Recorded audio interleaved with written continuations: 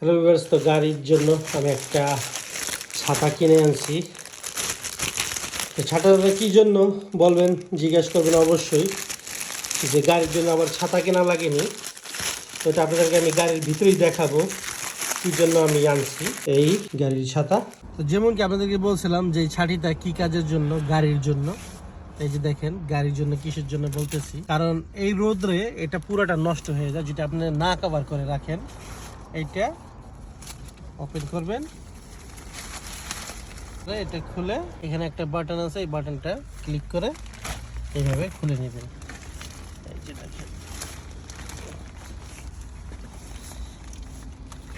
এক কলা, এটা দিয়ে কভার করে চাইলে এখানে ভেলক্রো দিয়ে দিছে, এই যে ভেলক্রো। দেন ওকে, অবস্থা